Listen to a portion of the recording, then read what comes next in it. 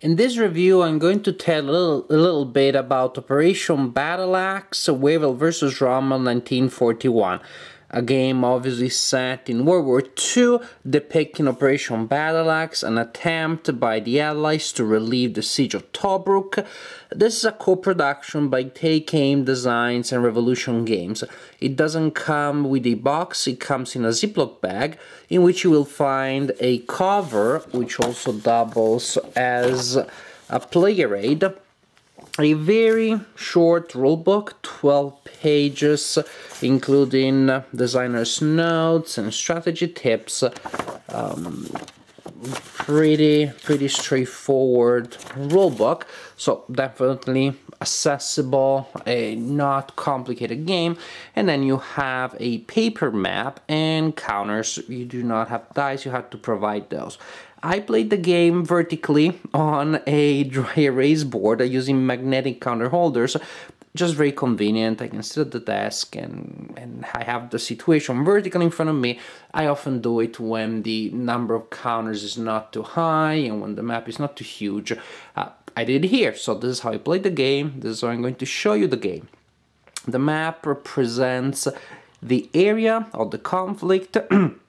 As you can see, it is divided in areas of different shape and size. Mechanically speaking, this is an area impulse game. We'll see what that means. The main area of operations, which is this one, is surrounded by special zones, which are connected to each other and to the main area by arrows. It costs a unit all of its movement points to cross one of the arrows, so to move from one box to the other, from a box to one of the areas on the map. This is the situation at setup.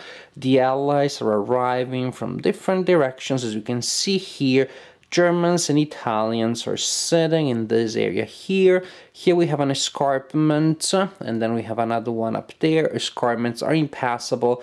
This is the famous Halfaya Pass, where the Germans and Italians can put together a very strong defense. So the German units and Italian units are sitting here in the middle of the map. There are some light units here ready to support the main bulk of the operations, and then up there we have Tobruk with some besieged allies and some Axis forces surrounding Tobruk and getting the poor allies stuck in there. Up there we have a black cat, his name is Cagliostro, and he does not come with the game. Now, as for the counters, very basic stuff. If you want, the counters have two stats. The number at the bottom, in the bottom left corner of each counter, is the combat factor, and at the bottom right corner of each counter you have the movement factor.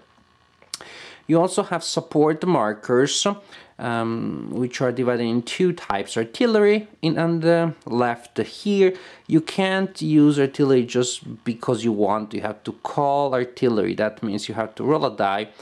Why is the camera moving so much? There you go. You have to roll a die and you see if you're able to call artillery. In that case, you can use an artillery marker in a combat, and you can use the +2 bonus printed on the combat, on the counter. Also, you have a marker to indicate air support. You see it right there, and that adds a d6 to a combat that you can resolve. The German play, the Axis play, does not get air support by default. There is an optional rule that comes with an optional marker that will allow the Axis player to also use support. You have an advantage marker, you see it right there. Advantage marker is a marker that can be spent in one of many ways.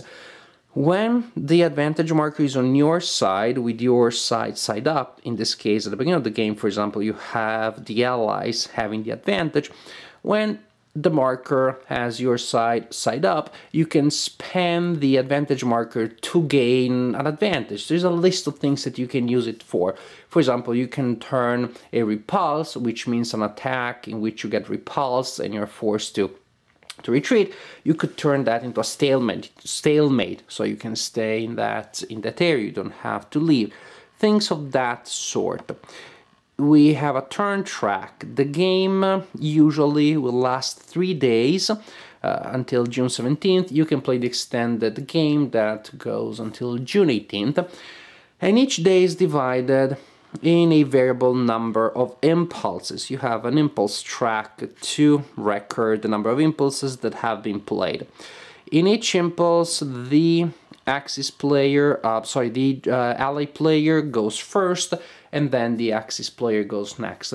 The first die roll, in which the Axis player in an impulse rolls 2 dice, only d6s are used in this game, is also used to see if the day is over or if another impulse is going to be played.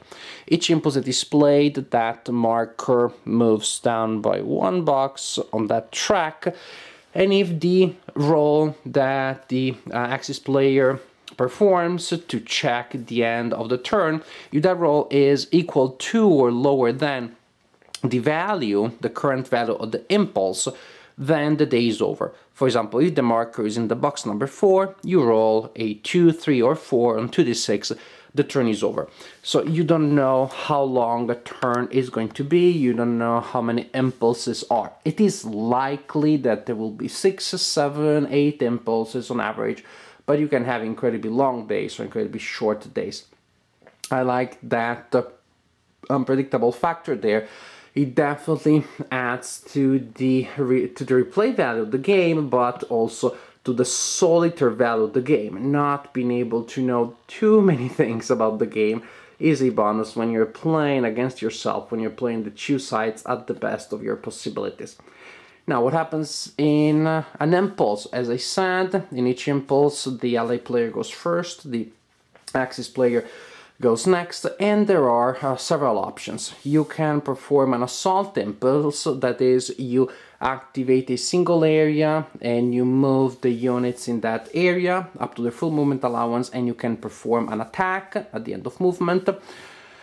And movement costs are, well, the terrain, as you can see, is pretty flat, it's pretty homogeneous. Movement costs are affected by the presence of enemy units. For example, moving into an area that is not adjacent to enemy units costs a single movement point, moving adjacent to enemy units 2 movement points, entering an area that only has reduced enemy units 3 movement points, and it is 4 movement points to enter an area, and pretty much then to declare an assault against an area that has non-reduced full strength enemy units.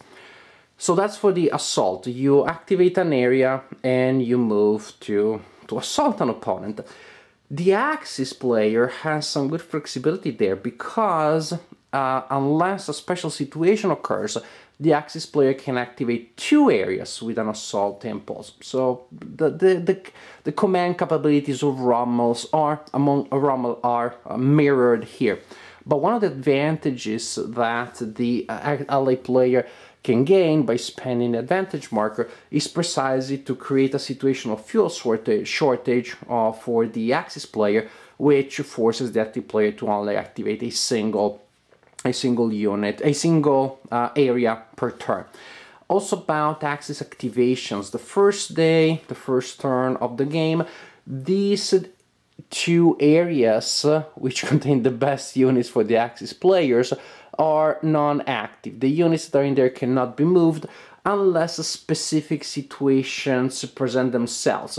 In a certain way, unless the allies advance so fast and get so close to their objectives that Rommel freaks out and decides to commit those units. For example, when allied units enter these boxes, then these units can be activated. When enemy units move adjacent to this area, those units can be activated, and then the units in those 2 areas have no restrictions starting from day 2. So we have the assault impulse, and that's one of the possible impulses that you have Another possible impulse is the regroup impulse, which allows you to move a large number of units. You can activate any and all units on the board and move them by a single area, as long as those units do not enter enemy-controlled areas or areas that contain enemy units. A good way to position a lot of units where they need to be. Also, you have another possible way of using your impulse, which is to consolidate.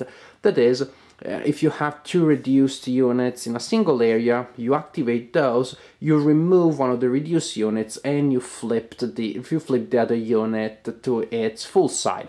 You're pretty much putting them together. You're reforming them as a single unit. So the allies move and attack, and the Axis player definitely is on the defensive side here, trying to delay. As the game progresses, the allied player will be probably able to deliver a good punch against the Axis, against the defenses of the Axis. The good units of the Axis player will activate. And as I will tell you in a second, this is a system that makes it hard for the attacker. That means that for initially the ally player is the attacker, but the ally player may lose his edge after a couple of attacks. Then the Axis player will start counterattacking, but frontal attacks are not necessarily the best way of dealing with things here. Moving around the enemy, cutting supply lines could be more advantageous, because it's also very important. The players need to keep supply lines intact. The ally player can trace supply lines to these boxes here, and if you're surrounded, you have penalties in movement, and also you may simply lose units, which is of course pretty bad. So the threat of being surrounded, of having quick, fast units of the Axis player surrounding and cutting your supply lines is a very serious threat for the ally player. The combat system. When units of the two sides share a single area, then you have combat. You have to choose in combat one of your units, and that unit will be the lead unit.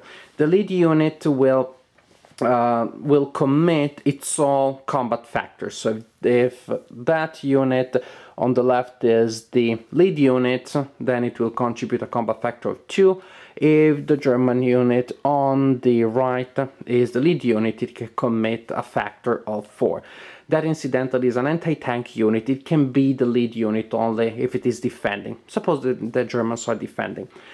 Then that unit, the AT, contributes 4. Then you have +1 for each other unit in there. So in this case we have 2 other units. We disregard the combat factor of the other units. We only look at the number. So we have 2. So we have 4 for the AT, 2 for 2 supporting units. The defense value of the area, you see that printed there, and that of course only applies for the defender. The Germans are defending, so we have a +1 there. Now we are 4, +2 is 6, +1 is 7. There may be other bonuses, for example, using combined arms, using artillery, using air support. The two players will put together their total factors from all of these things. The units, lead units, possible support. Once each player has their starting values, they both roll 2d6, and they add that to their initial values. This can create powerful and very unexpected swings. You may be in an advantageous situation when you look at the starting values, and then a player rolls a 2, that a player rolls a 12. There can be huge variety there. It won't always happen, of course. Actually, in rare cases you will have such mighty swings, but they may happen. The system, as I said, penalizes the attacker. Why so? Because if the total defense value after the die rolls is higher than the total attack value, all of the attack units have to lose a step. So full strength units become reduced, and reduced units are eliminated. Also, they may have to retreat. If the two values are the same, you have a stalemate in which both lead units of the two sides are spent. If the attacker has a total value which is higher than that of the opponent, Then the lead unit of the attacker still gets spent. That lead unit is always going to take a blow no matter what, but at least the defender has to absorb a number of attrition points equal to the difference between the total attack value of the attacker and that of the defender. And those attrition points can be paid for by reducing the strength of the units, flipping full strength units to their reduced sides, eliminating reduced units, or by retreats, or any combination of the above. So the players alternate taking impulses for a variable and predictable number of impulses each day. The game may end in astounding victory for the ally player in case the ally player is able to trace a supply line from a Tobruk controlled by them to this area here. I think this is going to be incredibly tough. If that's not going to happen, then there are areas on the map which are indicated by red marks, by red indications. They are victory point areas. They have a specific victory point value. At the end of the game, you total a number of points that the ally player has scored. Only the ally player scores points. So you have points for the ally player based on the areas that the ally player controls based on elimination of enemy units. And then depending on how many points the ally player has at that point, you determine whether or not the ally player is the winner or if the Axis player is the winner. And you also determine the level of victory. Operation Battleaxe is clearly a very light game. It is a game that can be played in less than 2 hours. It is a game that can be a quote-unquote filler. For a game that lasts over an hour, maybe that's not the right definition, but it is not a game that will take you 2 hours just to set up and to teach. You can play it if you have a short evening of gameplay, or you can also play 2 games in a row, one after the other, which can be a good idea for reasons that will emerge soon. On the plus side, the game offers enough tough and interesting decisions for both sides, and the two sides really play in completely different ways. The ally player needs to be very aggressive as opposed to the Axis player that needs to be very defensive. The two different situations here do lead to two different psychological postures. At the same time, however, there's a little bit of a switch during gameplay as the ally players lose their momentum. As the allies lose their momentum, the Axis player will have to take advantage of that and try to push back. At that point, what the ally player can do is to hunker down and try to prevent the Axis player from retaking all that was conquered early on. But again, the Axis player, because of the way the attack results are set up here, the Axis player should be careful before launching just frontal attacks, because that may or may not work. Using the advantage marker well, exploiting the possible advantages, and timing the advantages well is a big part of the game, I believe. Replay value. For a game this small, not many areas here, I believe the replay value to be pretty good because of the random factors connected to the number of impulses, to the combat results, because of the variety of effects that can be created by using the advantage marker in different ways in different games. This is good. This is good. Not huge, not immense, precisely because, again, you don't have 1,000 areas where you can maneuver, you don't have a million different possibilities, and the overall story, the overall script will tend to present itself over and over again. It is the way in which, well, shall we call them, the chapters of the story develop, which will be different and will create interest from game to game. Are there minuses here? Well, some of the pluses will also turn out to be minuses. The random factor, while increasing the replay value of the game, can also be a minus at times, can create frustration situations that cannot be avoided. Not all games will be like that. In most games, the random factor will not be such to be the determining factor of the situation. I see how that may happen, but I don't think that's going to be a major problem. How about balance? This is something interesting. The game is not balanced at all. The game is very hard for the LA player to win.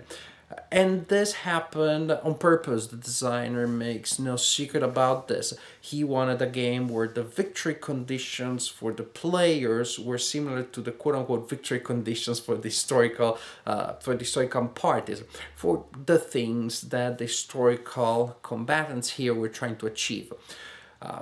It would have been hard for the LA player to have a triumph in Operation Battleaxe. It is going to be hard for the LA player to win the game, which is peculiar because you very often have games that are about non-symmetrical, non-balanced situations in which nevertheless the victory conditions make it such that even though one of the two historical parties is doomed, the players still both have an even chance of being the winner of the game.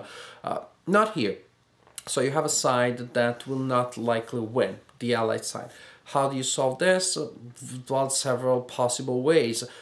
If you, for example, are using the game as an introductory war game, then you simply take the Allied side, which is going to be hard to work with, and then you give the Axis side to the newbie, to the new player that never played a war game before.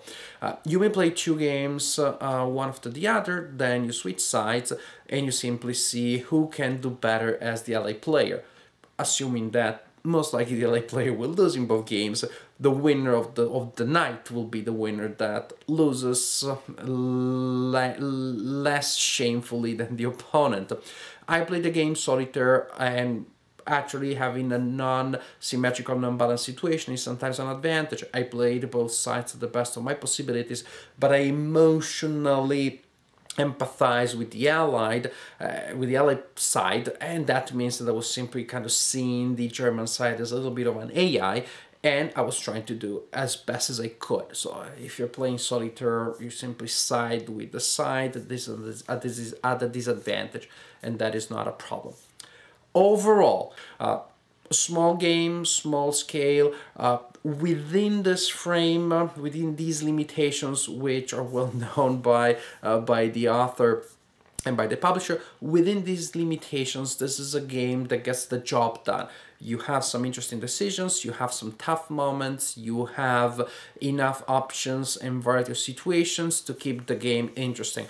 Not a game that is earth-shattering, not a game that will replace Advanced Squad Leader, at the same time much more of a war game than Risk. Somewhere in between. A game that, let's say in a word, I would say that this game is good. Not much more than that, not much less than that. Good.